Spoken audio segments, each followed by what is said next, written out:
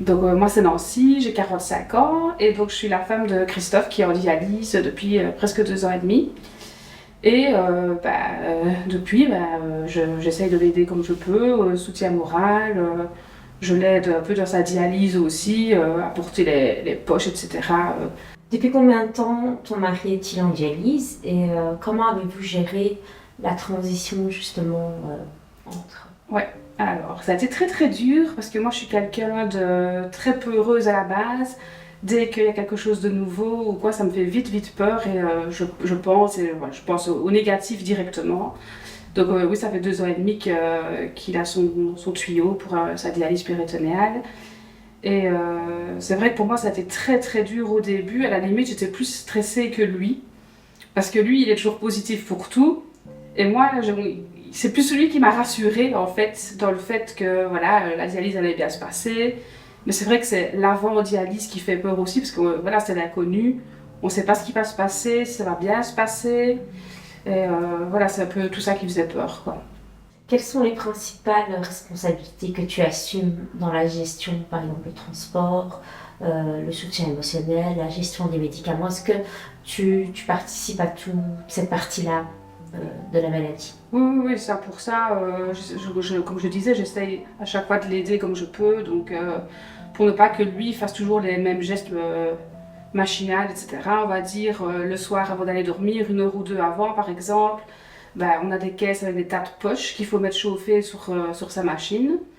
Et moi par exemple, je me charge de ça déjà. Donc je prends toutes les poches, il y en a 3, je les mets chauffer sur sa machine. Je lui dis voilà Loulou, j'ai préparé tes poches, elles seront bien chaudes pour quand tu vas faire ta dialyse.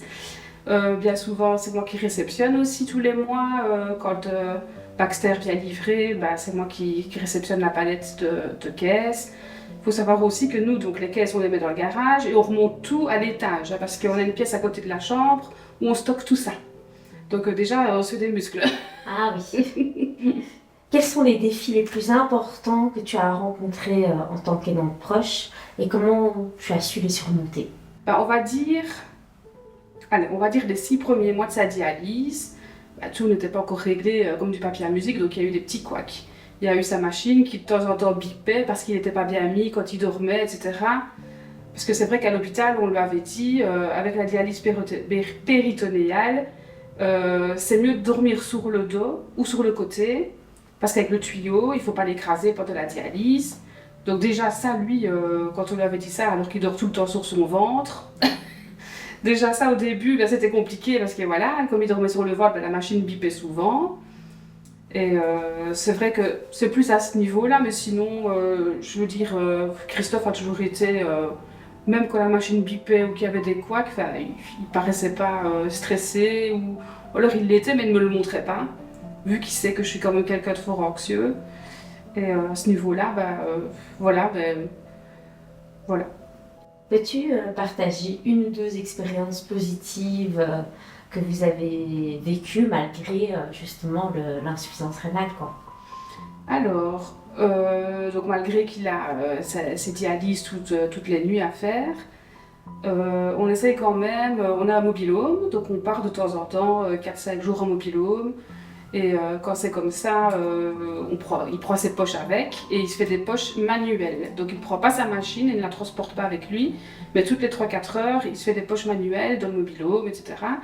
Donc on part quand même toujours en vacances, on continue d'avoir une vie normale. Il faut savoir aussi que l'année passée, on s'est mariés. Oh, Donc, ça fait quand même 18 ans qu'on est ensemble et l'année passée, on s'est mariés. ah, magnifique. Mais je veux dire, la vie continue et elle est quasi pareille qu'avant, quoi. Comment ton rôle en tant qu'aidante proche a influencé ta relation avec ton mari et la famille aussi? Dans ta famille, dans sa famille? Bah, je suis un peu d'accord avec ce qu'il disait. C'est que moi, je suis tout le temps avec lui tous les jours. Donc la dialyse, je la vis avec lui aussi tous les jours. C'est vrai que maintenant, je ne lui demande plus tous les jours comment ça va par rapport à avant, parce que je vois que tout se passe bien. Enfin, je veux dire, tout est nickel. Moi, c'est comme si, à la limite, c'est comme s'il n'y avait pas de dialyse. Mais c'est vrai que par rapport à la famille, aux amis, c'est plus compliqué parce que on a l'impression qu'ils ne sont pas spécialement impliqués et qu'ils ne se rendent pas compte que c'est quelque chose quand même de grave. l'insuffisance rénale et que sans machine, il serait peut-être plus là, quoi. Donc c'est vrai que par rapport à ça, c'est compliqué. Et des fois, on est un peu déçu, entre guillemets, du comportement des gens, des amis, parce qu'on trouve qu'ils ne prennent pas beaucoup de nouvelles. Et puis nous-mêmes, on n'ose pas leur en parler non plus, parce qu'on n'a pas envie de faire les victimes non plus. Donc voilà, par rapport à ça, c'est un peu compliqué. Donc on est un peu dans notre petite bulle, tous les deux, quoi, et on essaye de gérer ça comme on peut. Et justement, as-tu eu, que ce soit une association ou dans les hôpitaux, cet accompagnement psychologique ou émotionnel en tant qu'aidante? Tu te sens soutenue? Non, pas du tout.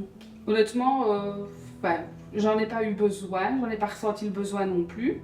C'est vrai qu'on nous avait parlé qu'il existait, voilà, qu'on pouvait aller voir des psychologues ou qu'il y avait des groupes de soutien si on voulait. Mais je suis pas quelqu'un qui va parler facilement à l'extérieur avec quelqu'un, je préfère garder ça pour moi. Mais c'est plus aussi Christophe qui me sert de psychologue des fois, donc j'avoue que j'ai pas spécialement eu besoin d'aide extérieure, ni avant ni maintenant, donc pour moi tout se passe bien aussi, donc je suis contente pour lui que tout se passe bien et voilà. Et quels conseils ou encouragements aimerais-tu partager avec d'autres aidants qui sont dans la même situation que toi? Alors, au début, c'est vrai que c'est pas facile, qu'on pense tout de suite qu'on nous prévient qu'il va y avoir certainement des problèmes, parce que c'est vrai qu'avec la dialyse péritonéale, au début, les infirmiers nous avaient dit avec les machines, il y a souvent des problèmes, donc ne vous tracassez pas, voilà, il y a souvent des problèmes, des fois on doit changer les machines et tout ça. Donc ça nous avait fait peur aussi, mais une fois que tout est lancé, on va dire que tout se passe bien, là on souffle un peu et on se dit ouf, finalement c'était pas si compliqué que ça. Voilà, c'était un petit peu dur au début et puis après tout roule. Et je pense qu'il faut essayer de rester positif et voilà, le positif amène le positif. Ça sert à rien de venir se dire on va avoir des soucis alors qu'il n'y en a pas encore et d'essayer d'envisager voilà. Le pire, alors que voilà. Vivre le moment même, le moment présent et pas trop... Ouais, c'est ce qu'on essaye de faire. Ouais. Parce que ça aussi, je dois le dire, depuis la dialyse, depuis qu'il a commencé, moi j'étais quelqu'un qui me projetait très très loin. C'est-à-dire que, voilà... et maintenant, j'ai appris, comme Christophe, à vivre un peu au jour le jour, de profiter de chaque instant.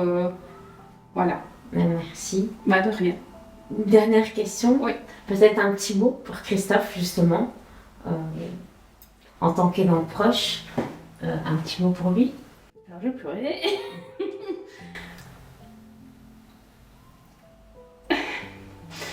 C'est quelqu'un qui... Il a une force de caractère et... Donc je me calme un petit peu. Moi je garde beaucoup des choses pour moi, mais il sait bien que c'est difficile de faire parler, mais je suis très fière de lui et de la façon dont il gère tout ça. Et je l'aime. Merci. De rien.